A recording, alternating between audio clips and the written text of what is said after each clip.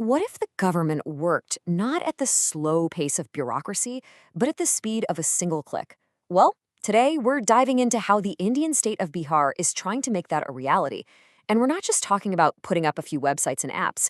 This is about fundamentally rewiring the entire relationship between the state and its citizens through a massive push for e-governance. But let's kick things off with a simple question. What if dealing with the government, getting a license, filing a complaint, or calling for help, was as easy as ordering a pizza on your phone? That's really the core promise of the huge digital transformation we're about to unpack. Okay, so before you can get all those services with just a tap of your finger, you've got to have the roads for all that data to travel on, right? These are the digital highways. So our first stop is to understand the foundational work that's making this whole digital leap possible for a state with over 100 million people. To really get a handle on the scale of this challenge, let's just look at the starting line. Teledensity is basically just the percentage of people who have a phone, and internet density is, well, you guessed it, the percentage of people who are online. And as you can see, Bihar is definitely playing catch-up with the rest of India. This gap is the digital divide they're working so hard to close. And this isn't just about abstract numbers. It's about making sure every citizen can get access to these new tools. So, you've built these digital highways. Now what? What do you do with them? Well, one of the most critical applications for sure is public safety. Let's take a look at how all this connectivity is translating into safer streets and, crucially, faster help when it matters most. It all kicks off with shared information. The Crime and Criminal Tracking Network and System, or CCTNS for short, is basically the digital backbone for law enforcement. It connects every single police station, so they're not working in their own little bubbles anymore. It's a huge upgrade from, dusty old paper files to a real-time, interconnected network that can track criminals across the entire state. And look, this isn't just some fancy idea on a PowerPoint slide. Bihar has achieved a performance score of nearly 88% in actually putting this system to work. That high score shows a real, tangible commitment to building a modern, data-driven police force that's just flat out more effective at keeping people safe. But okay, tracking crime is one piece of the puzzle. Getting help in a crisis right now is something else entirely. In an emergency, confusion over which number to call can cost precious seconds, even lives. So the digital solution here is beautifully simple, but it's incredibly powerful. Just one number for any emergency. And that number is 112.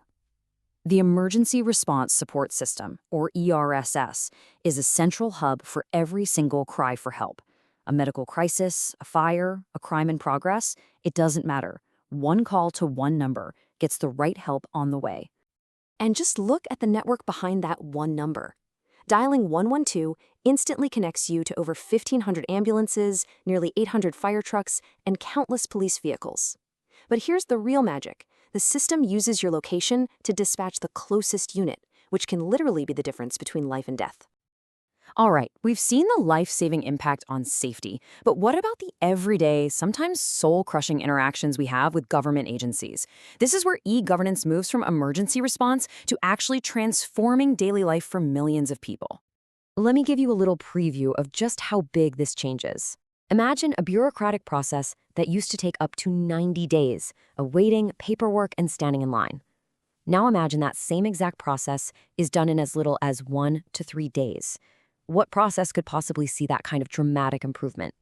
Well, here's the answer. Transport services. Registering a vehicle, a process that could take up to 3 months, is now done in just a couple of days. Getting a driver's license has gone from a 2-month ordeal to a matter of a week or two. And, this isn't just about convenience. Digitizing these services slashes the opportunities for corruption and gives people back their most valuable asset, their time. And this revolution isn't just limited to transport. Take healthcare. The state's central platform, Bhavya, has managed a staggering 4.17 crore. That's over 41 million outpatient registrations. That means millions of people are booking appointments and accessing their records digitally, which just streamlines their entire journey through the healthcare system. But here's the thing. For a government to serve its citizens well on the outside, its own internal machinery has to be a well-oiled machine.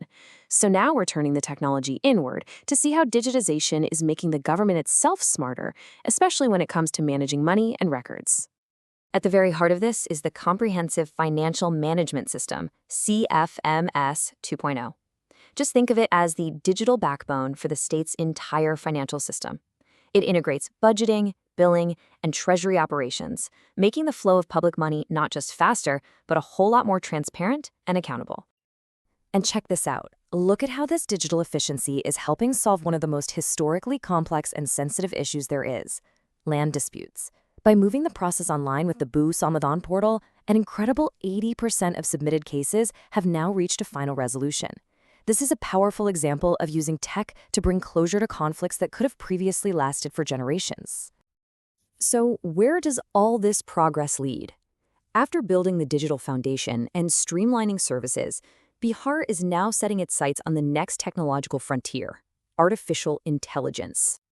And this isn't just talk, it's a formal strategy. The Bihar AI mission, which got the green light in late 2025, isn't just about adopting AI. It's about making the state a leader in using this powerful technology for better governance and new economic opportunities. And the plan is remarkably comprehensive. It's really the whole shebang. It goes way beyond just using AI in government. They're focused on training people for AI jobs, funding new AI startups, and partnering with industry. The goal is to build an entire AI ecosystem from the ground up. So when you connect all the dots, from a single emergency number and faster licenses all the way to AI-driven insights, it all points back to this one central mission. The takeaway is simple. Technology isn't the end goal here. It's the tool being used to build a more responsive, transparent, and efficient government for every single citizen. Which leaves us with a critical question for the future. As we hand over more and more of these vital government functions to digital systems and to AI, how do we make sure they remain fair, transparent, and ultimately accountable to the people they serve? That is the next great challenge in this digital evolution.